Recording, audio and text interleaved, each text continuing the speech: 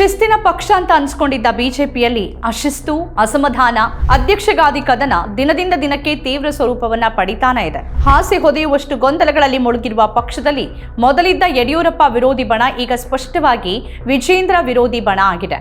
ಲಿಂಗಾಯತರ ಬಲ ಬೇಕು ಅಂತ ಯಡಿಯೂರಪ್ಪ ಎದುರು ತಲೆಬಾಗ್ತಾ ಬಂದ ದಿಲ್ಲಿ ನಾಯಕತ್ವ ಈಗ ಅಡಕತ್ತರಿಯಲ್ಲಿ ಸಿಕ್ಕಾಕೊಂಡಂತಹ ಸ್ಥಿತಿಯಲ್ಲಿದೆ. ಯಡಿಯೂರಪ್ಪ ಜೊತೆಗೆ ಒಂದು ಕಾಲದಲ್ಲಿ ಗಟ್ಟಿಯಾಗಿ ನಿಂತಿದ್ದವರು ಅವರ ಪುತ್ರನ ವಿರುದ್ಧ ಹರಿಹಾಯ್ತಿರುವುದನ್ನ ನೋಡಿದ್ರೆ ವಿಜೇಂದ್ರ ವಿರೋಧಿಗಳ ಬಲ ಹೆಚ್ಚುತ್ತಿರುವ ಲಕ್ಷಣಗಳೇ ಕಾಣಿಸ್ತಿದೆ. ವಿಜೇಂದ್ರ ಬಚ್ಚ ಅಂತ ಸಿಡಿದು ನಿಂತಿರುವ ನಾಯಕರ ದೊಡ್ಡ ಪಡೆಯೊಂದು ದಿಲ್ಲಿ ನಾಯಕರಿಗೂ ಬೆದರದೆ ನಿಂತಿರೋದು RSS ಹಿಡಿತದ ಸ್ಪಷ್ಟ ಸೂಚನೆನ. ಉಸ್ತುವಾರಿಗಳೇ ಸುಸ್ತಾಗುವ ಹಾಗೆ ಅಬ್ಬರಿಸ್ತಾ ಇರುವ ರಾಜ್ಯ ಬಿಜೆಪಿ ನಾಯಕರ ಹಿಂದೆ ನಿಜವಾಗಿಯೂ ಇರೋದು ಯಾವ ಬಲ? ವಿಜೇಂದ್ರ ಪದಚ್ಯುತಿಗೆ ಪಟ್ಟು ಹಿಡಿದಿರುವ ವಿರೋಧಿಗಳು ಯುದ್ಧ ಗೆಲ್ಲಲಿದ್ದಾರ?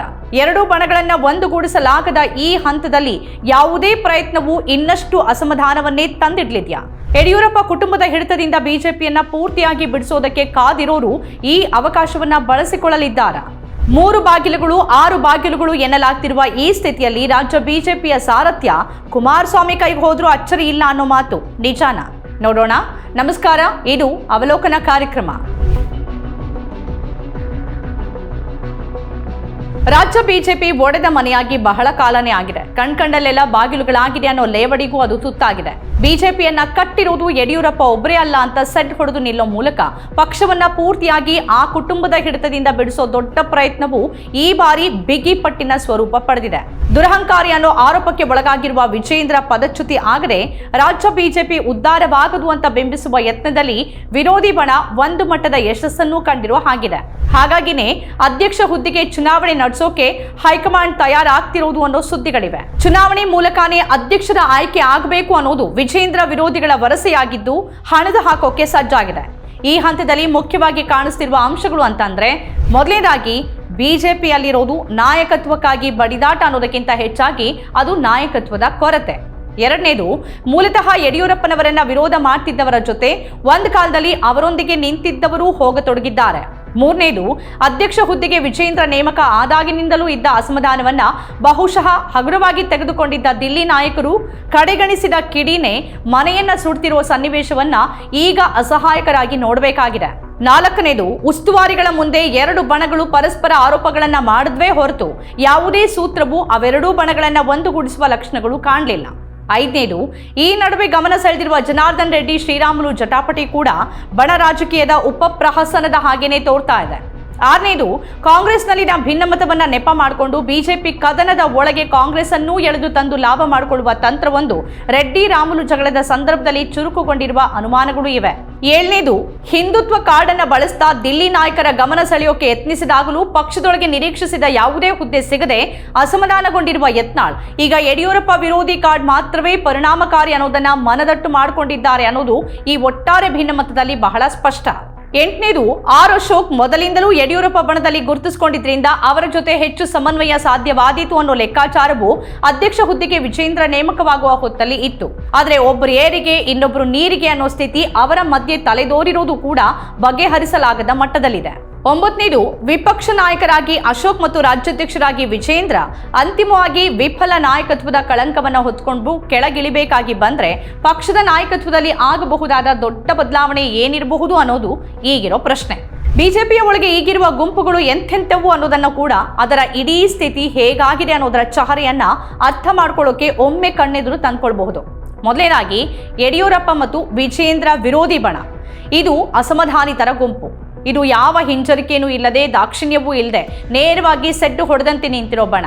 ಮೊದಲು ಕಂಡಾಗ ಯಾರೋ 3-4 ಜನ ಬಾಯಿಗೆ ಬಂದಂತೆ ಮಾತಾಡ್ತಿದ್ದಾರೆ ಅನ್ನುವಂತಿದ್ದ ಅದು ಅಷ್ಟೇ ಅಲ್ಲ ಅನ್ನೋದು ಈಗ ಎಲ್ಲರಿಗೂ ಖಚಿತ ಆಗಿದೆ. ಅಷ್ಟೇ ಆಗಿದ್ರೆ ಹೈಕಮಾಂಡ್ ಇಷ್ಟೊಂದು ತಲೆ ಕೆಡಿಸ್ಕೊಳ್ಬೇಕಾದ ಪ್ರಮೇಯವೇ ಬರ್ತಾ ಇರಲಿಲ್ಲ. ಈ ಗುಂಪು ತಮ್ಮ ಹೋರಾಟ ವೈಯಕ್ತಿಕ ಆಧಾರದ ಅಥವಾ ಅಧಿಕಾರದ ಆಸೆಯದ್ದಲ್ಲ, ಪಕ್ಷವನ್ನ ಉಳಿಸೋದಕ್ಕಾಗಿ ಮತ್ತು ಯಡಿಯೂರಪ್ಪ ಕುಟುಂಬದ ಹಿಡಿತದಿಂದ ಪಕ್ಷವನ್ನ ಕಾಪಾಡೋದಕ್ಕಾಗಿ ನಡೆದಿರುವ ಹೋರಾಟ ಅನ್ನೋದನ್ನ ಮೊದಲ ದಿನದಿಂದಲೇ ಹೇಳ್ಕೊಂಡು ಬಂದಿದೆ. ಎರಡನೇದು, ಯಡಿಯೂರಪ್ಪ ನಿಷ್ಠರ ಗುಂಪು ಮತ್ತು ಹಾಗಾಗಿ ಬಹುಶಃ ಮನಸ್ಸಿದ್ರೂ ಇಲ್ಲದೆ ಇದ್ರೂ ವಿಜೇಂದ್ರ ಜೊತೆ ನಿಂತಿರುವ ಗುಂಪದು. ಆದರೆ ಈಗಿನ ಸಂದರ್ಭದಲ್ಲಿ ಅದು ಕ್ಷೀಣಿಸ್ತಿರೋದ್ರ ಜೊತೆಗೆ ಒಳಗೊಳಗೆ ಅಳುಕಿಗೂ ತುತ್ತಾಗಿರೋ ಹಾಗಾಗಿದೆ. ಸುಧಾಕರ್ ಇದ್ದಕ್ಕಿದ್ದಂತೆ ವರಸೆ ಬದಲಿಸಿರೋದು ಕೂಡ ಅಂತಹ ಅಳುಕಿಗೆ ಒಂದು ಉದಾಹರಣೆಯಂತೆ ಕಾಣಿಸ್ತಾ ಇದೆ. ಮೂರನೇದು ತಟಸ್ಥರ ಗುಂಪು. ಆದರೂ ರಾಜಕೀಯದಲ್ಲಿರೋರು ಸನ್ಯಾಸಿಗಳಲ್ಲವಾದ್ರಿಂದ ಅವರ ಈ ತಾಟಸ್ಥ್ಯ ಒಂದು ರೀತಿಯ ಬಿರುಗಾಳಿ ಬೀಸಿ ಹೋಗೋವರೆಗೆ ಮಾತ್ರ ಅಲ್ವಾ. ಆಮೇಲೆ ಹೊತ್ತು ಗೊತ್ತು ನೋಡ್ಕೊಂಡು ಗ್ರಹಗತಿಯನ್ನ ಖಚಿತಪಡಿಸ್ಕೊಂಡು ಎಲ್ಲಾದ್ರೂ ಒಂದ್ ಕಡೆ ಸ್ಥಾಪಿತರಾಗೋರೇ ಅಲ್ವಾ. ನಾಲ್ಕನೇದು ಈ ತಟಸ್ಥರಿಗಿಂತಲೂ ಸ್ವಲ್ಪ ಭಿನ್ನವಾಗಿರುವ ಅವಕಾಶವಾದಿಗಳ ಗುಂಪು. ಅದು ಇಲ್ಲಿಯೂ ಇರುತ್ತೆ, ಅಲ್ಲಿನೂ ಇರುತ್ತೆ. ಗಾಳಿ ಬಂದಾಗ ತೂರ್ಕೊಳ್ಳೋರ ಗುಂಪು. ಬಿಜೆಪಿಯೊಳಗೆ ನಿಷ್ಠಾವಂತ ನಾಯಕರು ಮತ್ತು ಕಾರ್ಯಕರ್ತರಿಗೆ ಬೆಲೆ ಇಲ್ಲ ಅನ್ನೋ ಆರೋಪ ಮೊದಲಿಂದಲೂ ಇದೆ. ಆ ಆರೋಪವೇ ಈಗಿನ ಅಸಮಾಧಾನಿತರ ಬಣದ ಮೂಲಕ ಹೆಚ್ಚು ತೀವ್ರ ಸ್ವರೂಪದಲ್ಲಿ ಕಾಣಿಸ್ಕೊಂಡಿದೆ ಅನ್ನೋದು ನಿಜ. ಹಾಗಂತ ಅದು ಪಕ್ಷದ ನಿಷ್ಠಾವಂತರ ಪಡೆ ಅಂತೇನೂ ಅಲ್ಲ. ಸಂದರ್ಭ, ಸ್ಥಾನಮಾನ ಇವೆಲ್ಲವೂ ಅಲ್ಲಿ ಕೂಡ್ಕೊಂಡು ಭಿನ್ನಮತೀಯರ ಒಂದು ದೊಡ್ಡ ಬಣ ತಯಾರಾಗಿದೆ. ರಾಜ್ಯದ ಪ್ರಬಲ ಸಮುದಾಯಗಳಲ್ಲಿ ಒಂದಾಗಿರುವ ಲಿಂಗಾಯತರನ್ನ ಬಿಜೆಪಿ ಓಲೈಸ್ತಾ ಬಂದಿದ್ದೇ ಯಡಿಯೂರಪ್ಪ ಅವರ ಮೂಲಕ. ಆ ಕಾರಣದಿಂದಾನೇ ರಾಜ್ಯಾಧ್ಯಕ್ಷ ಹುದ್ದೆಯನ್ನ ಅವರ ಪುತ್ರ ವಿಜೇಂದ್ರ ಅವರಿಗೆ ನೀಡಲಾಯಿತು. ಯಡಿಯೂರಪ್ಪ ಅವರನ್ನ ಎದುರು ಹಾಕೊಂಡ್ರೆ ತೊಂದರೆ ಆದೀತು ಅನ್ನೋ ಲೆಕ್ಕಾಚಾರ ಕೂಡ ಆ ಹಂತದಲ್ಲಿ ಇತ್ತು. ಆದ್ರೆ ಈಗಿನ ಸ್ಥಿತಿಯನ್ನ ನೋಡಿದ್ರೆ ವಿಜೇಂದ್ರ ವಿರೋಧಿಗಳಲ್ಲಿ ಮುಂದಿರೋರು ಲಿಂಗಾಯತರೇ ಆಗಿದ್ದಾರೆ. ಹಾಗಂತ ವಿರೋಧಿಗಳನ್ನ ಕರೆದು ಪಟ್ಟ ಕಟ್ಟಿ ಬಿಡುವ ಸ್ಥಿತಿಯಲ್ಲೂ ಹೈಕಮಾಂಡ್ ಇಲ್ಲ. ಪಕ್ಷದಲ್ಲಿ ಈಚಿನ ಬೆಳವಣಿಗೆಗಳನ್ನ ಗಮನಿಸೋದಾದ್ರೆ ಜಿಲ್ಲಾಧ್ಯಕ್ಷರುಗಳ ಆಯ್ಕೆ, ಅದರ ಬೆನ್ನಲ್ಲೇ ವಿಜೇಂದ್ರ ವಿರುದ್ಧ ಸುಧಾಕರ್ ಸಿಡಿದೆದ್ದಿರೋದು ಮತ್ತು ಇದಕ್ಕೂ ಮುನ್ನ ರೆಡ್ಡಿ ರಾಮುಲು ಮುಸುಕಿನ ಗುದ್ದಾಟ ಬೀದಿರಂಪವಾಗಿ ಬಿಜೆಪಿಯನ್ನ ಮತ್ತಷ್ಟು ಬೆತ್ತಲಾಗಿಸಿದ ಬೆಳವಣಿಗೆಯೂ ನಡೆದು ಹೋಗಿದೆ. ವಿಜೇಂದ್ರ ವಿರುದ್ಧ ಸಮರ ಸಾರಿರುವಾಗಲೇ ಪಕ್ಷದ ಜಿಲ್ಲಾಧ್ಯಕ್ಷರುಗಳ ಆಯ್ಕೆಯಲ್ಲಿ ವಿಜೇಂದ್ರ ಬಣದ ಕೈ ಮೇಲಾಗಿರೋದು ಯತ್ನಾಳ್ ಬಣವನ್ನ ಕೆರಳಿಸಿದೆ ಮತ್ತು ಈ ಆಕ್ರೋಶ ಚಿಕ್ಕಬಳ್ಳಾಪುರ ಜಿಲ್ಲಾ ಬಿಜೆಪಿ ಅಧ್ಯಕ್ಷರ ಆಯ್ಕೆ ವಿಚಾರದ ನೆಪದಲ್ಲಿ ವಿಜೇಂದ್ರ ವಿರುದ್ಧ ಸುಧಾಕರ್ ಹರಿಹಾಯೋದ್ರೊಂದಿಗೆ ಸ್ಫೋಟಗೊಂಡಿದೆ. ವಿಜೇಂದ್ರ ಬಿಜೆಪಿಯನ್ನ ಮುಗಿಸೋಕ್ ಹೊರಟಿದ್ದಾರೆ ಅಂತ ಸುಧಾಕರ್ ಗಂಭೀರ ಆರೋಪ ಮಾಡಿದ್ದಾರೆ. ಚಿಕ್ಕಬಳ್ಳಾಪುರ ಬಿಜೆಪಿ ಅಧ್ಯಕ್ಷ ಸ್ಥಾನಕ್ಕೆ ಸಂದೀಪ್ ರೆಡ್ಡಿ ನೇಮಕ ಮಾಡಿರುವುದು ಸುಧಾಕರ್ ಅಸಮಾಧಾನಕ್ಕೆ ಕಾರಣ ಆಗಿದೆ. ಕೋರ್ ಕಮಿಟಿ ಸಭೆಯಲ್ಲಿ ಜಿಲ್ಲಾಧ್ಯಕ್ಷರ ನೇಮಕದ ಕುರಿತು ಚರ್ಚಿಸಿಲ್ಲ. ಈ ಬಗ್ಗೆ ಚರ್ಚಿಸೋಕೆ ಫೋನ್ ಮಾಡಿದ್ರೆ ಕರೆ ಸ್ವೀಕರಿಸಿಲ್ಲ ಅನ್ನೋದು ಅವರ ಆರೋಪ. ಬಿಜೆಪಿ ವಿಜೇಂದ್ರ ಸ್ವಂತ ಆಸ್ತಿನ ಅಂತ ಪ್ರಶ್ನಿಸಿರುವ ಸುಧಾಕರ್ ಬಿಜೆಪಿ ಪ್ರಾಬಲ್ಯ ಇರುವ ಕಡೆಯೇ ಗೆಲ್ಲೋಕೆ ಪರದಾಡಿದ್ದಾರೆ. ತಾಕತ್ತಿದ್ರೆ ಕೋಲಾರ, ಚಿಕ್ಕಬಳ್ಳಾಪುರದಲ್ಲಿ ಗೆದ್ದು ತೋರಿಸಿ ಅಂತ ಸವಾಲ್ ಹಾಕಿದ್ದಾರೆ. ನನ್ನ ತಾಳ್ಮೆ ಮುಗೀತು, ಇನ್ನೇನಿದ್ರು ಯುದ್ಧ ಅಂತ ಹೇಳಿದ್ದಾರೆ. ವಿಜೇಂದ್ರ ನನ್ನ ರಾಜಕೀಯ ಸಮಾಧಿ ಮಾಡೋಕ್ ಹೊರಟಿದ್ದಾರೆ. ನಾನು ಕೇಂದ್ರದ ನಾಯಕರಿಗೆ ದೂರು ಕೊಟ್ಟಿದ್ದೀನಿ, ತುಂಬಾ ನೋವಾಗಿದೆ ಅಂತ ಹೇಳಿರೋ ಅವರು ಏನ್ ಮಾಡ್ಬೇಕು ಅಂತ ಗೊತ್ತಿದೆ ಅನ್ನೋ ಮೂಲಕ ಸಣ್ಣ ಬೆದರಿಕೆ ಒಡ್ಡಿರೋ ಹಾಗೂ ಕಾಣಿಸ್ತಾ ಇದೆ. ಯಡಿಯೂರಪ್ಪನೇ ಬೇರೆ, ಅವರ ದಾರಿನೇ ಬೇರೆ, ವಿಜೇಂದ್ರ ಅವರೇ ಬೇರೆ. ವಿಜೇಂದ್ರ ಹಠ, ದ್ವೇಷ ರಾಜಕಾರಣ ಮಾಡ್ತಾರೆ.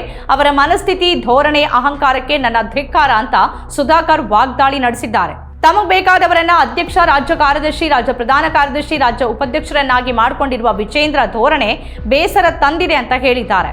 ಯಡಿಯೂರಪ್ಪ ಅವರನ್ನ ಮುಖ್ಯಮಂತ್ರಿ ಮಾಡಬೇಕು ಅಂತ 15 ಜನ ಬಿಜೆಪಿ ಬಂದ್ವಿ ಅಂತ ಈ ಸಂದರ್ಭದಲ್ಲಿ ಸುಧಾಕರ್ ನೆನಪಿಸಿದ್ದಾರೆ. ಸುಧಾಕರ್ ಆರೋಪಗಳನ್ನ ವಿಜೇಂದ್ರ ನಿರಾಕರಿಸಿರೋದು, ಸ್ವತಂತ್ರವಾಗಿ ನಿಂತು ಚುನಾವಣೆ ಗೆಲ್ಲುವಂತೆ ವಿಜೇಂದ್ರ ಕಡೆಯವರು ಸುಧಾಕರ್ಗೆ ಸವಾಲು ಹಾಕಿರೋದೆಲ್ಲ ಬೇರೆ ವಿಚಾರ ಬಿಡಿ. ಆದ್ರೆ ಪಕ್ಷದ ಜಿಲ್ಲಾಧ್ಯಕ್ಷರುಗಳ ಆಯ್ಕೆಯೊಂದಿಗೆ ಎದ್ದಿರುವ ಈ ಹೊಸ ಅಸಮಾಧಾನ ಬಿಜೆಪಿಯೊಳಗಿನ ಸಮಸ್ಯೆ ಸದ್ಯಕ್ಕೆ ಮತ್ತು ಸುಲಭವಾಗಿ ಬಗೆಹರಿಯುವಂತದ್ದಲ್ಲ ಅನ್ನೋದರ ಮುನ್ಸೂಚನೆಯಂತೂ ಹೌದು. ಯಾಕಂದ್ರೆ ನಾಳೆ ಹೊಸ ಅಧ್ಯಕ್ಷರ ಆಯ್ಕೆಯಾದ್ರೂ, ಯತ್ನಾಳ್ ಬಣದವರೇ ಅಧ್ಯಕ್ಷರಾದ್ರೂ, ವಿಜೇಂದ್ರ ಬಣದ ಕಡೆಯವರೇ ಹೆಚ್ಚಿರುವ ಜಿಲ್ಲಾಧ್ಯಕ್ಷರುಗಳೊಂದಿಗೆ ಸಂಘರ್ಷ ನಡೆಯೋದ್ರೊಂದಿಗೆ ಎರಡೂ ಬಣಗಳ ನಡುವಿನ ಕದನ ಮತ್ತೆ ಮುಂದುವರಿಯುತ್ತೆ.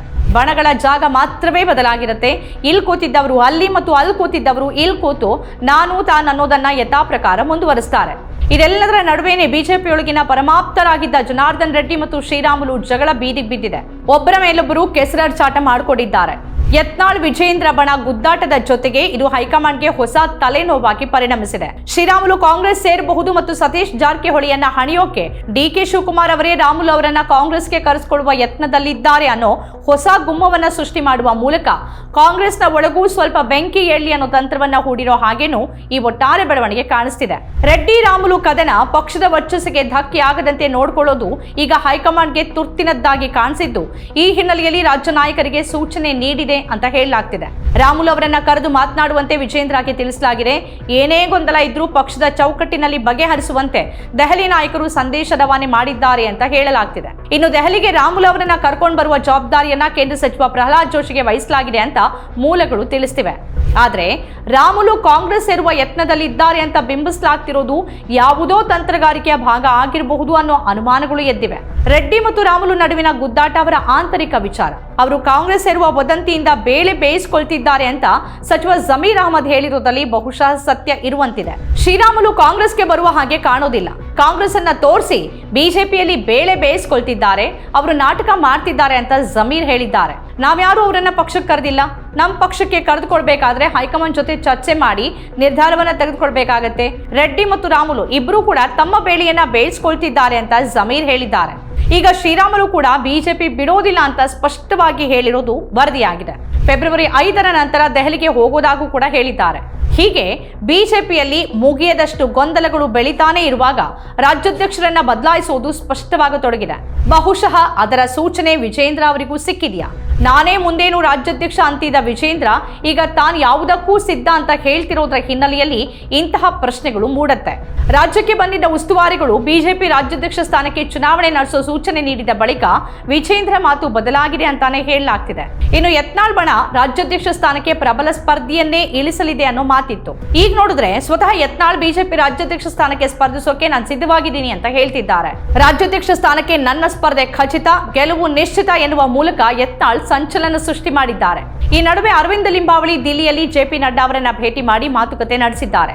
ಇನ್ನೆರಡು ದಿನಗಳಲ್ಲಿ ಯತ್ನಾಳ್ ಬಣ ಕೂಡ ದಿಲ್ಲಿ ಹೋಗಿ ಚರ್ಚಿಸಿ ಅಲ್ಲೇ ತಮ್ಮ ಬಣದ ರಾಜ್ಯಾಧ್ಯಕ್ಷ ಅಭ್ಯರ್ಥಿಯನ್ನ ಘೋಷಣೆ ಮಾಡಲಿದೆ ಅಂತ ವರದಿಯಾಗಿದೆ. ಅದೇನೇ ಇದ್ರೂ ಕೂಡ ಪಕ್ಷದೊಳಗಿನ ಬಣ ಗುದ್ದಾಟವನ್ನ ಕೊನೆಗಾಣಿಸೋದು ರಾಜ್ಯಾಧ್ಯಕ್ಷ ಚುನಾವಣೆಯನ್ನ ನಡೆಸಿದ ಮಾತ್ರಕ್ಕೆ ಸಾಧ್ಯವಿಲ್ಲ ಅನ್ನೋದು ಹೈಕಮಾಂಡ್ಗೂ ಗೊತ್ತಿದೆ. ಇದೆಲ್ಲವನ್ನು ಹೇಗೆ ಬಗೆಹರಿಸೋದು ಅನ್ನೋ ನಿಟ್ಟಿನಲ್ಲಿ ಅದು ಹೊಸ ಸೂತ್ರಗಳ ಹುಡುಕಾಟದಲ್ಲಿ ಬಿದ್ದಿದೆ. ಎರಡೂ ಬಣಗಳ ನಡುವಿನ ಭಿನ್ನಮತಕ್ಕೆ ಶಾಶ್ವತ ಪರಿಹಾರ ಕಂಡುಕೊಳ್ಳೋಕೆ ದಾರಿ ಯಾವುದು ಅನ್ನೋದು ಅದಕ್ಕೆ ಹೊಳೆಯದಂತಾಗಿದೆ. ರಾಜ್ಯ ನಾಯಕರ ಮುಂದೆ ಉಸ್ತುವಾರಿ ರಾಧಾ ಮೋಹನ್ ದಾಸ್ ಅಗರ್ವಾಲ್ ಆಟ ನಡೀತಾ ಇಲ್ಲ. ಅವರು ಬಂದು ಹೋದ ಮೇಲೆ ಪಕ್ಷದೊಳಗೆ ಮತ್ತಷ್ಟು ಗೊಂದಲಗಳು ಮೂಡಿವೆ ಅನ್ನೋ ಮಾತುಗಳು ಕೇಳಿಬರ್ತಿವೆ. ಹೀಗಾಗಿ ಹೊಸ ಚಾಣಾಕ್ಷ ನಾಯಕರೊಬ್ಬರನ್ನ ರಾಜ್ಯಕ್ಕೆ ಕಳಿಸಿ ಸಮಸ್ಯೆಯನ್ನ ಬಗೆಹರಿಸುವ ಬಗ್ಗೆನೂ ದಿಲ್ಲಿಯಲ್ಲಿ ಚಿಂತನೆ ನಡೆದಿದೆ ಅನ್ನೋ ಮಾತುಗಳಿದೆ. ಇದೆಲ್ಲವೂ ಒಂದ್ ಕಡೆಗಾದ್ರೆ ಬಿಜೆಪಿ ನಾಯಕತ್ವ ಪಕ್ಷದೊಳಗೆ ಕಚ್ಚಾಡ್ತಿರೋರ ಕೈ ತಪ್ಪಿ ಬೇರೊಬ್ಬರ ಪಾಲಾಗತ್ತಾ ಅನ್ನೋ ಬಗ್ಗೆನೂ ಮಾತುಗಳಿದೆ. ರಾಜ್ಯಾಧ್ಯಕ್ಷ ವಿಜೇಂದ್ರ ಮತ್ತು ವಿಪಕ್ಷ ನಾಯಕ ಅಶೋಕ್ ಇಬ್ಬರನ್ನು ಬದಲಿಸುವ ಆಟದಲ್ಲಿ ಹಳೆ ಪ್ರಸ್ತಾಪವೊಂದಕ್ಕೆ ಜೀವ ಸಿಕ್ತಿದೆ ಅಂತ ಹೇಳಲಾಗ್ತಾ ಇದೆ. ಕಳೆದ ವಿಧಾನಸಭೆ ಚುನಾವಣೆ ಬಳಿಕ ಬಿಜೆಪಿ ವಿಪಕ್ಷ ನಾಯಕನ ಆಯ್ಕೆ ಮಾಡಿ ಮುಗಿಸೋದ್ರಲ್ಲೇ ಹೈರಾಣಾಗಿ ಹೋಗಿತ್ತು. ಆಗ ಬಿಜೆಪಿಗಿಂತಲೂ ಹೆಚ್ಚಾಗಿ ಬಿಜೆಪಿಯದ್ದೇ ವರಸೆ ಅನ್ನುವಷ್ಟರ ಮಟ್ಟಿಗೆ ಕಾಂಗ್ರೆಸ್ ವಿರುದ್ಧ ಹರಿಹಾಯ್ತಿದ್ದ ಕುಮಾರಸ್ವಾಮಿ ಅವರನ್ನೇ ವಿಪಕ್ಷ ನಾಯಕನ ಸ್ಥಾನಕ್ಕೆ ಬಿಜೆಪಿ ಯೋಚಿಸತ್ತೆ ಅನ್ನೋದು ಕೂಡ ದೊಡ್ಡ ಮಟ್ಟದಲ್ಲಿ ಸುದ್ದಿಯಾಗಿತ್ತು. ಕಡೆಗೆ ಆ ಪ್ರಸ್ತಾಪ ಬೇರೆ ಬೇರೆ ಕಾರಣಗಳಿಂದ ಬಿದ್ದು ಹೋಗಿತ್ತು. ಈಗ ಕುಮಾರಸ್ವಾಮಿ ಅವರಿಗೂ ಕೇಂದ್ರ ಮಂತ್ರಿ ಆಗಿದ್ರೂ ಕೂಡ ರಾಜ್ಯ ರಾಜಕಾರಣವೇ ಸೆಳೀತಿದೆ. ರಾಮನಗರ, ಚನ್ನಪಟ್ಟಣ ಬಿಟ್ಟು ಅವರ ಮನಸ್ಸು ಬೇರೆ ಏನನ್ನೂ ಯೋಚಿಸ್ತಿಲ್ವೇನೋ ಅನ್ನೋ ಮಟ್ಟಿಗೆ ಅವರ ಮಾತು ಮತ್ತು ರಾಜಕೀಯದ ಧಾಟಿ ಕಾಣಿಸ್ತಾ ಇದೆ. ಜೆಡಿಎಸ್ ಕೂಡ ಎಲ್ಲ ಆಯಾಮಗಳಿಂದಲೂ ಬಲವನ್ನ ಕಳೆದುಕೊಳ್ತಿರುವಾಗ ಅವರು ಪಕ್ಷವನ್ನ ಬಿಜೆಪಿ ಜೊತೆ ವಿಲೀನಗೊಳಿಸಿ ಬಿಜೆಪಿ ಪಾಲಾದ್ರೂ ಅಚ್ಚರಿ ಇಲ್ಲ ಅನ್ನೋ ಮಾತುಗಳಿದೆ. ಮುಂದಿನ ಬೆಳವಣಿಗೆಗಳನ್ನ ಕಾದ್ ನೋಡ್ಬೇಕಿದೆ.